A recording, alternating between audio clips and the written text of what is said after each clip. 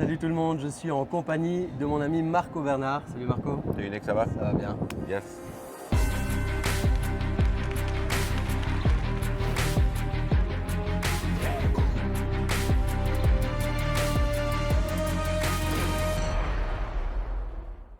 On peut être plus mal, hein. On vous avoue, on est sur un bateau de croisière invité par notre ami, mentor, coach Martin Latulippe qui nous a rassemblés sur ce bateau.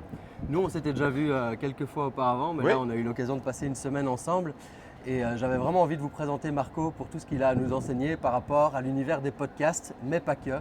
Donc on va vous parler de tout ça. Et Marco, est-ce que tu peux tout simplement peut-être te présenter rapidement à la communauté qui nous écoute? Oui, Marco Bernard, je suis du Québec, comme vous pouvez l'entendre évidemment. Donc, du Québec, entrepreneur avec l'Académie du podcast. Donc, on aide les gens à se démarrer un podcast, le podcast de leur rêve en fait, et à le développer pour qu'ils puissent amener les résultats qu'ils souhaitent. Ouais, ben voilà qui est clair. Et qu'est-ce qui t'a amené toi à faire cette activité-là, d'aider des gens à développer leur podcast? Comment est-ce que toi tu t'es intéressé au podcast? Et peut-être en quelques mots aussi, voilà, dans ton parcours professionnel, qu'est-ce qui t'a amené jusque-là, quoi? Quel est le fil conducteur que tu vois jusque-là? Rapidement, en 2012, j'ai été mis en contact avec le monde du podcast par un ami avec qui j'étais allé à l'école, j'avais fait du hockey sur glace aussi. On s'était perdu de vue pendant à peu près une quinzaine d'années. On s'était revus dans une soirée retrouvailles. Ouais. Puis lui, il m'avait dit j'anime un podcast. Puis là, à ce moment-là, je connaissais même pas le terme. Donc, je savais pas du tout c'était quoi. Et de fil en aiguille, il me dit, il m'explique un peu ce que c'est. Je vais jeter un coup d'œil par la suite. Il avait réussi à recevoir des gens vraiment fabuleux comme chez nous, là, Serge Beauchemin, Daniel Hinkel, deux entrepreneurs absolument exceptionnels au Québec, mais aussi des Américains comme Grant Cardone puis Gary Vaynerchuk sur son podcast. Tout ça en 40 épisodes. Donc, c'était vraiment quelque chose d'exceptionnel. Puis en écoutant les épisodes, je me suis dit, j'aime ça, moi. Je trouvais ça intéressant, ce qu'on pouvait partager, ce qu'on pouvait offrir aux gens. Et puis, j'ai dit, OK, je me lance. Donc, je me suis lancé en 2014 pour la première fois. Ça a été, en fait, j'ai commencé à enregistrer en 2014. Ça a été relâché en 2015, officiellement diffusé en 2015.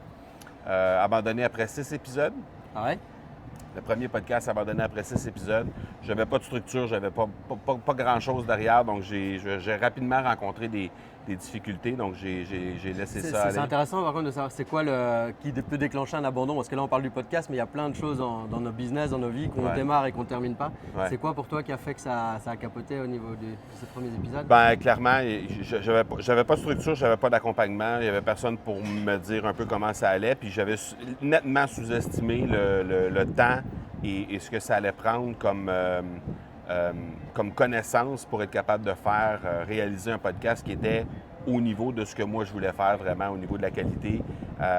Interviewer des gens. Donc, interviewer des gens, ça allait, mais trouver les gens, arrimer tout ça, faire en sorte qu'on puisse être capable d'avoir les créneaux qui fonctionnent. Donc, ça, c'était un peu plus complexe. Okay. Donc, finalement, j'ai abandonné celui-là. Puis, j'ai relancé une année et demie plus tard un autre podcast. Celui-là a vraiment bien fonctionné. Là, on est rendu à tout près de 400 épisodes dans ce podcast-là. Wow. Donc, Okay. Et tu sais, dans le monde du web, il y a pas mal d'attention qui est mise à publier sur les réseaux sociaux comme Facebook, Instagram, TikTok, tous ces machins-là. Et puis, il y a toute la magie de YouTube aussi, de poster des vidéos comme celle que vous regardez maintenant. Quelle est pour toi la différence et voir les avantages, l'opportunité du podcast en tant que tel par rapport à ces autres supports de communication? Le gros avantage du podcast, si on regarde par rapport à la vidéo que les gens sont en train de regarder présentement, le gros avantage, c'est justement qu'on n'a pas besoin d'avoir les yeux rivés sur un écran. Donc, dans la majorité des cas, les podcasts sont consommés en déplacement, en train de s'entraîner ou de faire autre chose, en fait. Ça, ouais. Et on n'a pas besoin d'avoir les yeux sur un écran. Donc, ça amène un temps moyen d'attention qui est nettement supérieur que ce qu'on fait normalement sur de la vidéo. Donc, on peut se permettre aussi des formats plus longs, on peut se permettre ça? Oui, on peut se permettre des formats plus longs. On a surtout plus de temps pour développer une relation de proximité avec l'audience. Ouais. Ce qui, avec la vidéo et, avec YouTube, là, présentement, si vous êtes rendu à cette étape-ci de la vidéo, c'est que vous avez probablement pas succombé à la tentation de cliquer sur une des vidéos qui sont sur le côté de cette vidéo-ci. Ouais. Mais c'est une autre chose que le podcast a un gros avantage sur YouTube, c'est n'y a pas de distraction. C'est ça, ouais. On est vraiment sur ce contenu. Et puis aussi, j'imagine la relation entre regarder une vidéo, être en relation avec un autre être humain et juste l'avoir dans les oreilles, juste avoir le son comme on écoute à la radio, c'est complètement différent de quand on regarde la télé. Ça emmène la personne dans un autre univers aussi, non? Ah oui, clairement. Oui, clairement. Il y a une proximité qui se fait. La majorité du temps, les gens vont consommer avec des écouteurs. Au niveau des podcasts, ils vont consommer avec les écouteurs ou ils vont être dans un véhicule, donc ils vont être dans une bulle ou ils vont être seuls. Donc, il y a vraiment un sentiment de proximité avec l'animateur ou l'animatrice, bien sûr, qui est vraiment supérieur. Bon, moi, je suis juste curieux de voir qu'est-ce qui, dans ton parcours d'entrepreneur, aujourd'hui, t'inspire des milliers de personnes, tu les aides à lancer leur podcast, donc il y a vraiment une mission qui est de l'ordre de la transmission, de passer un message, d'avoir un impact dans le monde, probablement. Qu'est-ce qui, toi, t'a amené sur ce cheminement-là? Oui, bien, à la base, moi, j'animais un blog. Ouais. Puis l'intention derrière le blog, c'était vraiment juste de transmettre de l'information, mes connaissances au plus grand nombre de personnes possible. Et c'était la même réflexion, la même prémisse de base quand j'ai lancé mon podcast. Mais rapidement, après à peu près 8-9 mois, j'ai fait un sommet virtuel qui a été promu à peu près seulement sur le podcast. Ouais. Et puis, il y a eu à peu près 1000 personnes qui se sont inscrites à ce moment-là, ce qui n'était pas grand-chose, mais quand même, en 2018, pour moi, avec la communauté que j'avais à ce moment-là, 1000 personnes, c'était déjà fabuleux. Et puis, ce qui est arrivé pendant ce sommet-là, c'est incroyable. Il y a quelqu'un qui m'a appelé à la deuxième journée. C'est un sommet sur 3 jours. Au deuxième jour, il y a quelqu'un qui m'a appelé sur mon cellulaire et qui me dit...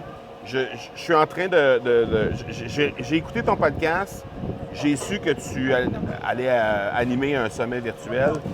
Je me suis inscrit sur ton sommet, j'ai regardé la plateforme que tu as. C'est exactement ça que ça me prend pour faire des cours de danse folklorique sur le web. Ah ouais? Le québécois.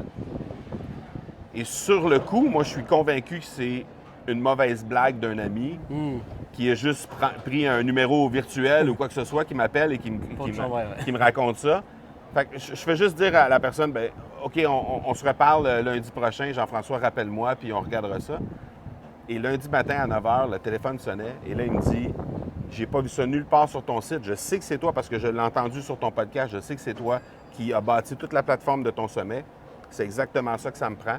J'ai fait faire des soumissions un peu partout. Et ce que j'ai, c'est à peu près 40 000 pour faire ce type de plateforme-là. Est-ce que toi, tu peux m'aider pour me faire ça? Et là, j'ai fait, quoi? 40 000 OK. Et je lui ai fait un devis. Et 2 jours plus tard, j'avais 25 000 qui étaient versés sur mon compte. Okay. Donc là, j'ai réalisé à quel point il y avait vraiment une puissance derrière le fait de dire, bien, on communique sur un podcast, on communique qu'est-ce qu'on est capable de faire, on communique les habiletés, les différentes façons qu'on peut aider les gens. Et soudainement, il y a des gens qui viennent vers nous après. Donc, excellent. Et quel conseil tu pourrais donner aux gens qui se disent, tiens, j'ai déjà pensé à lancer un podcast, je ne sais pas trop par où commencer, je ne suis pas sûr que ce soit une bonne idée, parce qu'on sait qu'il y a du travail derrière. Moi-même, je suis en train de me dire, j'ai vraiment envie de lancer ça, mais je suis en train d'évaluer aussi le coût versus le coût d'opportunité, le temps que ça va me prendre, l'énergie que ça va me prendre, etc. D'ailleurs, ça m'intéresserait, pour ceux qui regardent ces vidéos, dites-nous dans les commentaires si ça vous botterait que je lance un podcast avec l'aide de Marco. Ce serait intéressant d'avoir votre feedback là-dessus. Donc, qu'est-ce que tu pourrais donner comme conseil aux gens qui se disent, voilà, je veux évaluer, mais je ne suis pas encore sûr à 100%? Oui. Bien, la première chose, c'est qu'il faut comprendre qu'on doit partir sur une base très solide, une structure qui est solide. Parce que si on ne prend pas le temps de réfléchir sur quel sujet on veut aborder, à qui on va l'adresser, à qui ça va s'adresser, et de vraiment le faire de la bonne façon, on va partir dans tous les sens. Et probablement que soit on va se retrouver dans la mauvaise partie de la statistique qui dit qu'il y a 80 des gens qui ne se rendent pas au 7e épisode. Donc, il y a 80 des podcasts qui sont lancés qui ne passent pas le cap du 7e épisode. Simplement parce que souvent, il n'y a pas la bonne structure, il n'y a pas la bonne base derrière et tout ça. Donc, soit ça, ou on va persévérer, mais il n'y aura pas de résultat au final, parce qu'on va s'adresser un peu à n'importe qui, on n'aura pas vraiment de structure derrière nos formats, on n'aura pas vraiment de structure non plus derrière la façon de faire les choses. Donc, bref, au final, c'est vraiment... C'est ça, donc partir vraiment avec une structure, préparer le terrain avant, Peut-être savoir déjà quel sujet on va traiter en avance pour pas être tout le temps dans le stress de la semaine d'après. Ouais. C'est ça? Bien, en fait, il y a un exercice qu'on propose, puis peut-être que les gens peuvent faire cet exercice-là, c'est assez facile. C'est juste de prendre une feuille, séparer la feuille en deux et de faire d'abord la liste de toutes les passions qui nous animent dans la vie, puis ensuite de faire une liste de toutes les expertises et compétences qu'on a. Ouais. Et souvent, lorsqu'on a ça devant les yeux, on va être capable de relier certaines choses entre elles. Et ce que ça va faire, parce que probablement que toi, tu veux faire un podcast, par exemple, sur l'entrepreneuriat, il y en a des centaines de podcasts sur l'entrepreneuriat.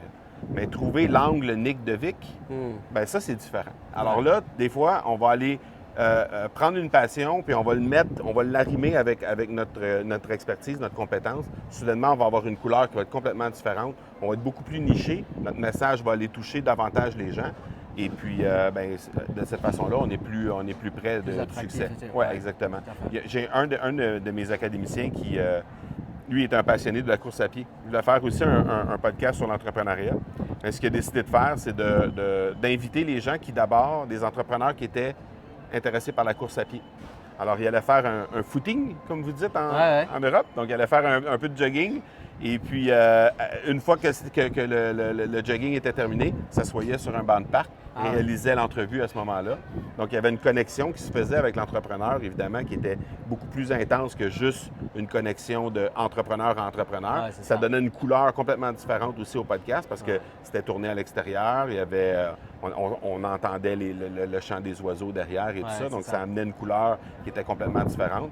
Et puis, ça a fait en sorte qu'il y a eu vraiment beaucoup de succès et qu'il a décroché beaucoup de contrats grâce à son podcast. Du simple fait que, d'abord, la connexion s'est faite sur une passion commune. Ça, c'est vraiment l'élément magique. Oui, il y a beaucoup de podcasts où c'est vrai pour tous les contenus. Hein. Il y a beaucoup de gens qui disent déjà des choses similaires à ce qu'on dit, mais arriver à mettre sa couleur.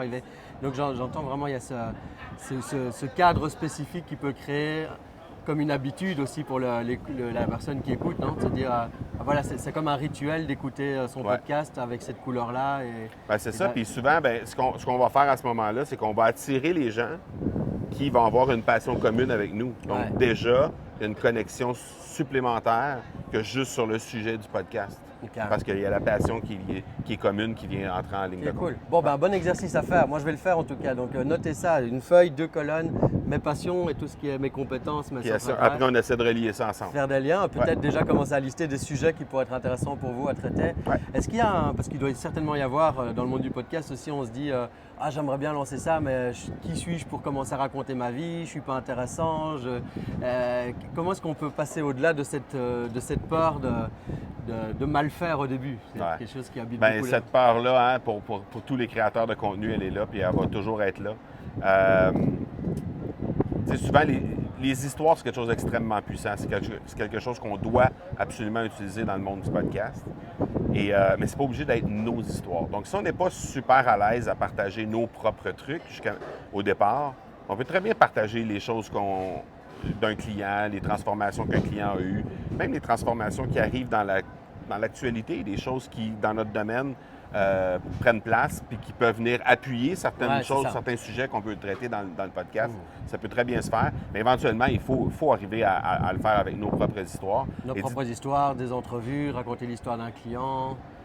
C'est ça. Partager un extrait d'un livre qui nous a touché puis développer dessus, par exemple. Exactement. Il y a plein de choses qu'on peut imaginer faire. Oui, tout à fait, exactement. Ok, cool. Alors pour les gens qui se disent il a l'air sympa ce Marco, j'ai envie de faire mon podcast, où est-ce qu'ils peuvent te trouver? C'est quoi la meilleure manière de venir à toi pour ça?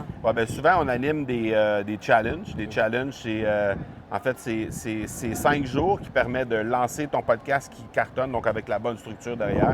Ce qu'on expliquait, notamment l'exercice que j'ai proposé aujourd'hui, c'est un des exercices qu'on propose dans notre challenge. Je ne sais pas au moment où tu regardes cette vidéo-là, mais clairement, si tu veux faire un tour là-dessus, c'est academypodcast.com/challenge. Et automatiquement, si on n'est pas près d'un challenge, tu vas pouvoir t'inscrire sur la liste d'attente. Sinon, tu peux carrément t'inscrire sur la liste d'inscription. Super. Je vais mettre tous les liens ici en dessous. Puis moi, je vais faire le prochain challenge. Et je sens que 2023, ça va être une bonne année pour lancer le podcast. Je prends le pari. Voilà. Super. Yes. Merci les amis, partagez cette vidéo si elle vous a plu. Si vous connaissez quelqu'un qui peut être intéressé à lancer un podcast ou que le sujet va résonner, simplement envoyez-lui la vidéo, ça fait cadeau. Et comme ça, on nourrit le monde avec ces contenus-là. Je vous embrasse bien fort, je vous retrouve pour des prochaines vidéos très bientôt. Ciao et merci à Marco. Ciao. Salut.